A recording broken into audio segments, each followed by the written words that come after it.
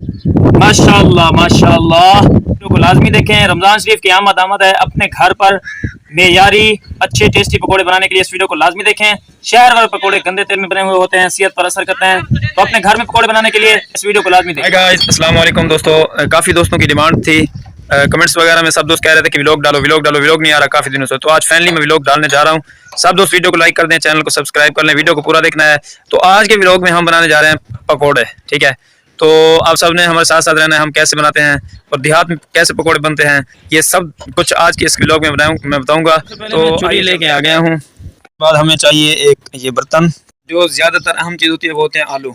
ये हमने इधर धोकर रख दिए थे पानी में, अभी हम इसको लेकर जा रहे हैं और इनको काटते हैं। तो जी हमारे पास छुरी भी आ चुकी है, आलू भी आ चुके हैं और उसके बाद एक बर्तन भी आ चुका है। जल्दी से आलू काटते हैं, उसके बाद अगला सीन दिखाते हैं आपको। बिस्मिल्लाहिर्रहमानिर्रहीम। जल्दी से आलू काटते हैं, उसके बाद आपको दिखाते हैं। तो ये आलू काटने की भी महारत होती है। पतले पतले आलू काटे जाएं तो फिर खस्ता पकोड़े बनते हैं।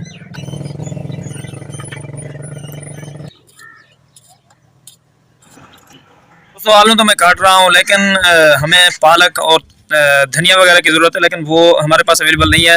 हमारी ज़मीन है उधर 1 किलोमीटर दूर, उधर हम भेजते हैं लड़के को, वो अभी ताज़ा ताज़ा काट के आता है। क्यों? अबे चाबी तो लेते जा, चाबी तो लेते जा। ये ले जल्दी से, ठीक है। ख्याल से चलाना, भगाना मत, मगर किसी जगह ठोको। दोस्तों फाइनली मैंने आलू काट लिए हैं। देखो आलू तो मैंने काट लिए हैं, लेकिन वो अभी तक नहीं आ रहा। उसको तकरीबन 20-25 मिनट हो गए हैं। देखते हैं आ रहा है कि नहीं आ रहा। इधर से दोस्तों अभी तक नज़र कुछ भी नहीं आ रहा। देखो तो वो आ जाए, तब तक मैं लकड़ियों का बंदोबस्त कर लेता हूँ। तो जी दोस्तों मैंने लकड़ियाँ इकट्ठी कर ली हैं। देखो कितनी मुशक्क़त करनी पड़ती है एक व्लॉगिंग के लिए। तो ये लकड़ियाँ मैंने इकट्ठी कर ली हैं। अब वो आ जाए फिर अगला स्टेप आपको दिखाते हैं। शुक्र है आ रहा है। वो देखो मैंने उसको कहा था भी ऐसे ऐसे चलाना, कहीं मारो मत। ये दोस्तों देखो ब्रेक उधर लगानी थी, इधर लगा गया। हाँ ले आए हो, इतनी देर क्यों लगा दिया है। ये दोस्तों फाइनली आ गई है ताज़ा और हरिया धनिया। जाते वक्त इसको मैंने कहा था कि भाई ये छोटा शाबर है, इसमें नहीं आएंगे, लेकिन इसने नहीं मानी। बिलाखिर कुछ जेब में डाल के आया है। देखो जेब में भी डाल के आया है। निकाल जल्दी, निकाल जल्दी, निकाल जल्दी से। ये पालक और धनिया मैं काट लेता हूँ। जी दोस्तों मैं ये काट रहा हूँ। ये दोस्तों ये मैंने काट लिया है।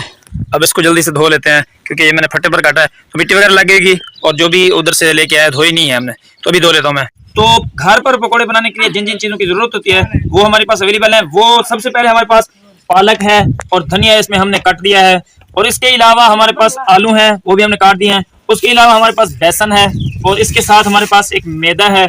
उसके बाद हमारे पास नमक है, चना नमक है, और मिर्चें हैं, और हमारे पास ग्राइंड करने के लिए ये मिर्चें हैं और धनिया वगैरह, और कुछ ऐसी चीज़ें हैं जो आप ज़्यादा टेस्ट के लिए डाल सकते हैं। तो ये हमारे पास अवेलेबल है, तो इनको हम ग्राइंड करके इन सब चीज़ों को। तो दोस्तों ये हमारे पास मिर्चें वगैरह हैं और कुछ ऐसी चीज़ें हैं जो हमने ग्राइंड करनी है, तो करते हैं बिस्मिल्लाहिर्रहमानिर्रहीम।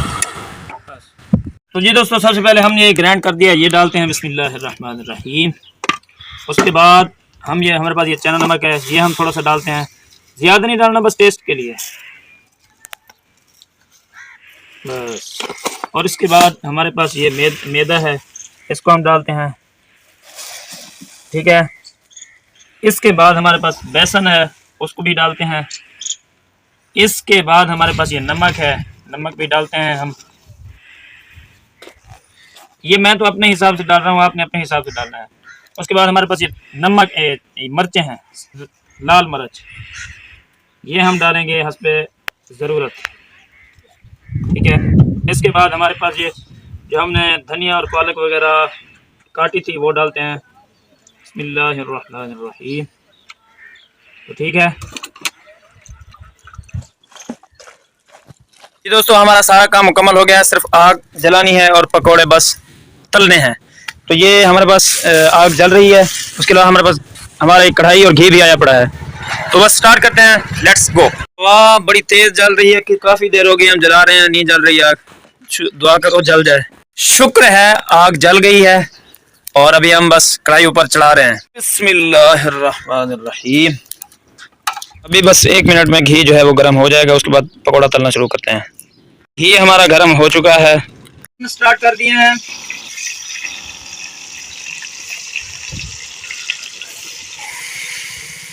ये दोस्तों ये आखिरी हम डाल रहे हैं। पहले दोस्तों हमने पकोड़े जो है बना लिए हैं। बहुत मुश्किल लगी है, तकरीबन 1 घंटा लग गया हमें सारा काम करते करते।